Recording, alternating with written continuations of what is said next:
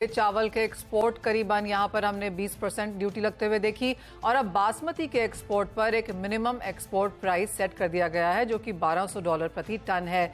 Industry की इस पर क्या राय है, आगे जाकर काम कैसा रह सकता है, अवेलेबिलिटी और भावों को लेकर अब यहां पर क्या अब देखने को मिलेगा, इन सब पर बात करने के लिए हमारे साथ all India rice exporter association के जनरल सेक्रेटरी पंकज गोयल और कोहिनूर फूड्स के जॉइंट MD गुरनाम अरोड़ा जुड़े हैं। आप दोनों का कार्यक्रम में स्वागत है। गुरनाम जी, आपसे पहले जानना चाहेंगे कितना इंपैक्ट इसका ओवरऑल बिजनेस पे आता हुआ नजर आता है, क्योंकि हम जानते हैं कि जो एक्सपोर्ट होता है वो नियरली 40% ग्लोबल ट्रेड का जो हिस्सा है वो करीबन 40% वो भारत से यहां पर आता है। ये जो सारे स्टेप्स एक के बाद सरकार ने लिए हैं, कैसे देखते हैं आप इन्हें?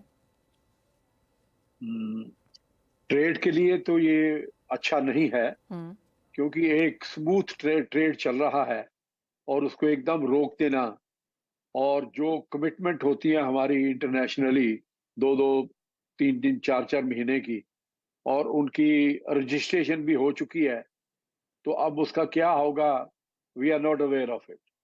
और इसका फायदा किसको होने वाला है? सिर्फ पाकिस्तान को।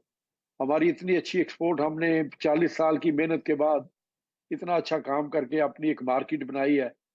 बट मेरे को समझ नहीं आता कि गवर्नमेंट ऐसे फैसले करने से पहले एक बार कम से कम ट्रेड को कॉन्फिडेंस में ले, अपनी प्रॉब्लम बताए कि क्यों ये कर रहे हैं। उसका सोल्यूशन हमारे पास है। अभी रिसेंटली गवर्नमेंट ने बताया है कि नॉन बासमती जो एक्सपोर्ट हो रही है बासमती के बदले में, तो अगर कोई एक आदमी ऐसा काम कर रहा है तो कस्टम डिपार्टमेंट है उसको डील करने के लिए। उसका ये मतलब नहीं होना चाहिए कि सारे ट्रेड को एकदम डिस्टर्ब कर दिया जाए। आज अगर आप पिछले 5 साल की एवरेज देखें तो $975 से ज्यादा नहीं आती। इस क्वार्टर की भी अगर आप देख लें, न्यू ईयर की भी, तो भी $1100 से ज्यादा नहीं आती। इसी पार बॉइल्ड की बात, जो हमारा पार बॉइल्ड है वो हमेशा $150-200 बासमती से कम होता है। उसका एवरेज प्राइस ही 900, $950,000 होता है। तो हम कैसे $1200 क्लेम कर सकते हैं? तो बहुत बड़ा इशू है ये। मेरे को लगता है कि गवर्नमेंट को इसको रिवर्स करना चाहिए। गवर्नमेंट ने कहा है कि उन्होंने बासमती एक्सपोर्ट्स $360 से 1214 के बीच में होते हुए देखे हैं, तो आप कहेंगे क्लियरली एक मिसमैनेजमेंट तो यहां पर थी इनवॉइसिंग को लेकर? हाँ, मैं कहता हूं कि हो सकता है कोई ना कोई, हर ट्रेड में कुछ ऐसे लोग होते हैं जो कोई ना कोई फायदा उठाते हैं, पर गवर्नमेंट के पास इतनी मशीनरी है इसको कंट्रोल करने के लिए। उसका ये मतलब तो नहीं कि आप कोई फैसला ऐसा कर लें जो सारे ट्रेड का नुकसान कर सकता हो। मैं समझता हूं कि एक आध कोई ऐसा केस होगा, बट गवर्नमेंट के पास, कस्टम के पास डिपार्टमेंट है जो इसको डील करता है, प्राइसिंग को डील करता है, उनकी असेसमेंट होती है। तो मेरे हिसाब से ये एक इसको ठीक करने के लिए ये प्राइस $1200 कर देना, ये जस्टिफाइड नहीं है। जी गुरनाम जी, एक और चीज, अगर हम $1200 का मिनिमम एक्सपोर्ट प्राइस यहां पर सेटल किए हैं, बाकी कंट्रीज के जो एक्सपोर्ट्स हैं वो कहां पर प्राइस्ड हैं और इसके साथ अब हम कितने प्रीमियम पे हैं? देखिए, हमारे साथ बासमती तो सिर्फ पाकिस्तानी एक्सपोर्ट करता है, और पाकिस्तान में $300 का तो उनका डॉलर है, ₹300 का डॉलर है। तो हम आगे ही उनके साथ काफी कंपटीशन में है, बिकॉज हमारा डॉलर 82-83 रुपीज का है, उनका ₹300 का है। तो आप इमेजिन करें कि वो कितना हमारे साथ compete कर रहे हैं। उसके बावजूद भी हम, क्योंकि अपनी क्वालिटी हमने बेहतर बनाई है, हमारी रेपुटेशन बहुत बेहतर है उनसे, तो हम फिर भी उनसे अच्छा प्राइस ले जाते हैं। बट इसका बेनिफिट, अब अगर हमारा $1200 रहेगा तो पाकिस्तान को तो मिलेगा ही इसका बेनिफिट। पंकज गोयल भी हमारे साथ मौजूद हैं। पंकज जी, आपने सुना गुरनाम जी को भी, डेफिनेटली इंडस्ट्री के लिए तो ये अच्छी डेवलपमेंट नहीं है, इम्पैक्ट भी होगा। और क्वेश्चन आपसे भी ये होगा कि जो 20% ड्यूटी भी लगाई है उसके साथ डोमेस्टिक इंडस्ट्री के लिए एक्सपोर्ट कितना वायबल हो जाता है, और क्या इस स्टेप के बाद लगता है आपको कि प्राइसेस डोमेस्टिक मार्केट में हल्के होंगे?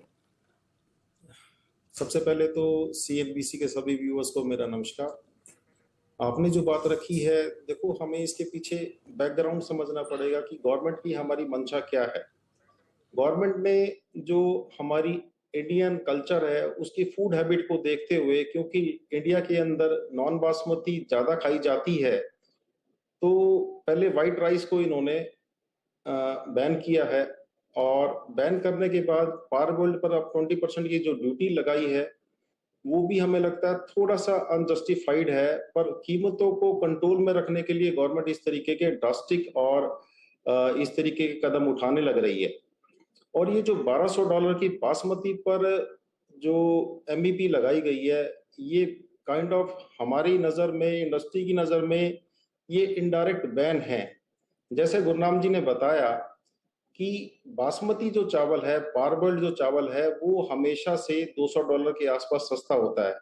अभी हमारे यहाँ जो क्रॉप आने लग रही है 1509, एक वैरायटी है बासमती की, वो ह्यूज क्वांटम में आने लग रही है, जिसका स्टेक इस बारी बासमती के अंदर एज पर द डाटा अभी ऐसा लग रहा है कि 50% का स्टेक है। और वो उसकी कीमतें कोई $900 से $950 के आसपास रहने वाली हैं।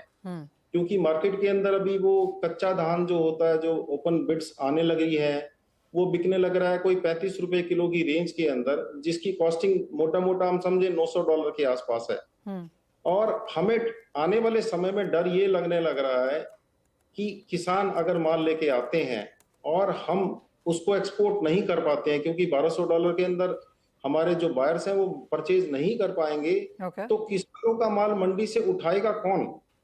क्योंकि जो बासमती वेरिएंट है, इसका रिटेल इन्फ्लेशन डाटे से कोई खास इंपैक्ट नहीं होता है, क्योंकि जैसे मैंने पहले भी बताया, जो फूड हैबिट है हमारे यहाँ इंडियन कल्चर के अंदर, वो नॉन बासमती ज्यादा प्रेफर करते हैं, क्योंकि ये चीप राइस होता है। Basmati is a premium variety. Basmati खाने वाले लोग जो है वो एक्सपोर्ट क्वालिटी के जितना भी प्रीमियम क्वालिटी है, वो बायर्स जो है हमारे विदेशी बायर हैं, जो हमने 40 साल के अंदर अपनी पकड़ बनाई है।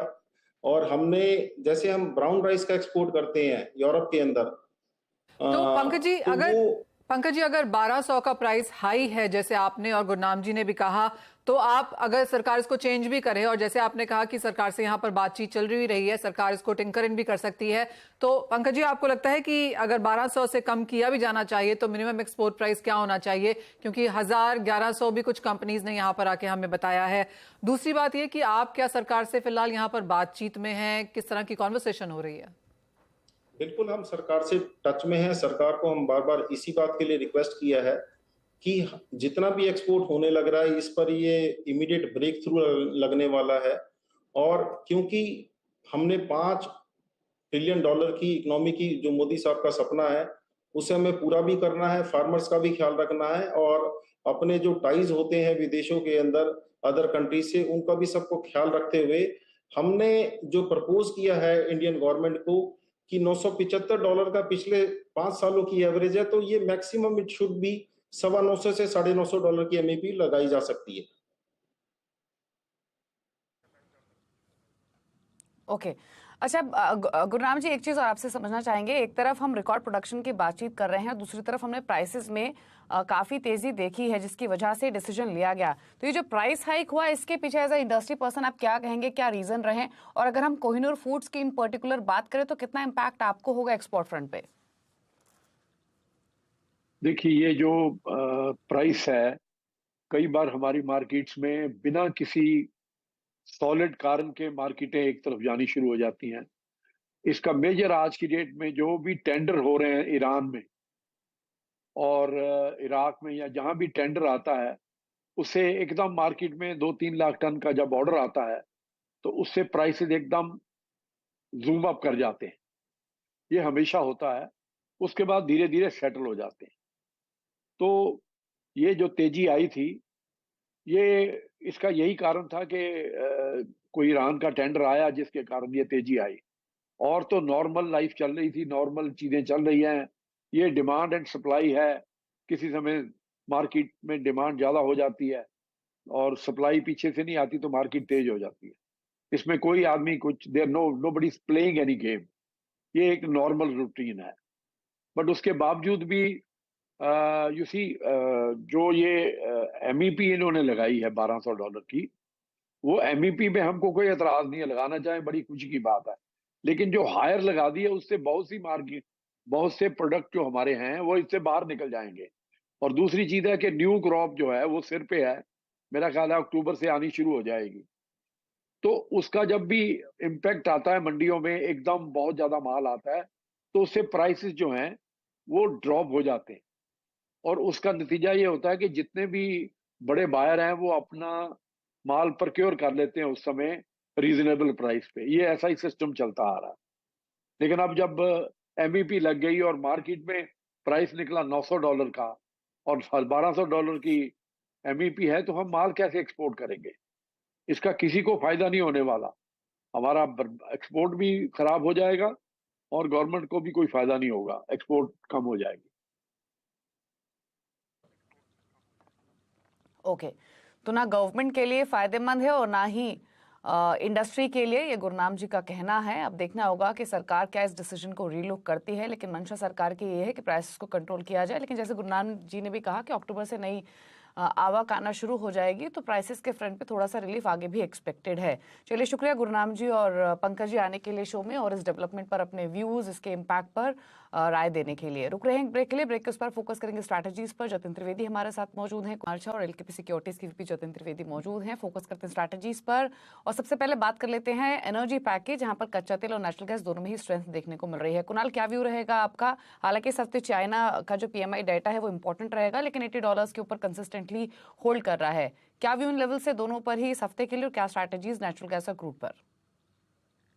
दोनों कमोडिटी एक मेजर बुल रन के अंदर एंटर हो चुकी है। क्रूड ऑयल भी मुझे तेजी लग रही है। आने वाले दिनों में 6800 6850 के स्तर आपको देखने मिल सकते हैं। सप्लाई साइड कमजोर होती जा रही है। यूएस का प्रोडक्शन प्लेटो के नीचे आने के लिए एक्सपेक्टेड है। सो पूरे वर्ल्ड में यूएस से ही प्रोडक्शन ग्रोथ आता था, जो अभी हम देख रहे हैं आने वाले महीनों में प्रोडक्शन डिप होने वाला है यूएस से। So it's bullish. Natural gas also, US का नेचुरल गैस का प्रोडक्शन भी नीचे आ रहा है और डिमांड बढ़ रही है, स्पेशली एलएनजी की डिमांड। सो यूएस से एक्सपोर्ट नेचुरल गैस का बढ़ने वाला है आने वाले दिनों में। सो नेचुरल गैस ₹250 के भाव आपको देखने मिलने वाले हैं। सो फार मंथ कॉन्ट्रैक्ट अगर आप बाय करते हो 226 में, तो हमारा टारगेट है ₹250 का। तो ये दोनों कमोडिटी बुल रन में है, हर डिक्लाइन पे बाय करना चाहिए दोनों में। तेजी में यहाँ पर एनर्जी पैक, कच्चा तेल और नेचुरल गैस में आपकी खरीदारी रहनी चाहिए। मेटल्स में जतिन क्या व्यू है? क्योंकि जिस तरह से चाइना की मेजर्स हैं, स्टेटमेंट्स हैं, एक्सपेक्टेशंस हैं, उनका फायदा हमने आज बाजार में आता हुआ देखा है। Yeah, I mean, they are taking the steps on the right note. Interest जो है वो कहीं ना कहीं स्टेबिलिटी लाने का है इकोनॉमी में चाइनीज मार्केट की तरफ से। तो इसी कारण से हमने देखा है कि बेस मेटल का मार्केट जो थोड़ा सा पॉजिटिविटी के कारोबार में आज ट्रेड करते हुए देखने मिल रहा है। और इम्पोर्टेंटली डॉलर इंडेक्स जो है वो कहीं ना कहीं थोड़ा सा साइडवेज है, क्योंकि डॉलर इंडेक्स यहीं के आसपास रहता है इस हफ्ते। बेस मेटल में डेफिनेटली आपको थोड़ा सा शॉर्ट कवरिंग जो है और आगे चलते हुए देखने मिलेगा। 104.25 104.30 एक स्ट्रॉन्ग रेजिस्टेंस है डॉलर इंडेक्स के लिए, इसके नीचे बना रहता है।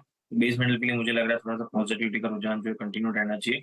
723 के नीचे जब तक कॉपर के प्राइसेस ट्रेड नहीं करते तब तक मेरे लिए काउंटर थोड़ा सा पॉजिटिव रहेगा इस हफ्ते। हायर साइड पे 740 742 के टारगेट्स की और लक्ष्य के लिए कॉपर के अंदर बाइंग की सलाह रहेगी मेरी तरफ से। दूसरा जो काउंटर जिंक का है वो भी मुझे अच्छा लग रहा है 720 के टारगेट के लिए, 220 के टारगेट के लिए। 213 से लेके 212.50 एक स्ट्रॉन्ग सपोर्ट है। तो 212 के नीचे जब तक ट्रेड नहीं करता जिंक का काउंटर, तब तक ये मेरे लिए पॉजिटिविटी का रुझान मेंटेन रहेगा। सितंबर वायदा के हिसाब से मैंने ये दिया है ट्रेड पोजीशन जो है, क्योंकि अभी फिलहाल जो वो है ट्रेडिंग कॉन्ट्रेटेबल सितंबर वायदा है। ओके, अच्छा कुणाल, क्विकली गोल्ड पर आपकी राय क्या है? अब तो फेड की ओर से भी indication more interest rate hikes का ही मिला है। क्या आपको लगता है कि रेंज में रहने वाला है यहाँ से प्राइसेस, या कोई स्ट्रैटेजी? नहीं, गोल्ड में व्यू तेजी का है मेरा और मैं डिप पे बाय करने के लिए रिकमेंड करूंगा। 58,600 पे बाय कीजिए, 58,650 के बीच में। और अपसाइड टारगेट रहेगा 59,200 ये हफ्ते के लिए। और चांदी कैसे देखते हैं Kunal? Silver also looks bullish. Far month contract, दिसंबर कॉन्ट्रैक्ट आप बाय कीजिए 74,500 600 के आसपास, 76,000 के टारगेट्स के लिए। और मुझे नहीं लगता है ये 73,000 के नीचे जाना चाहिए।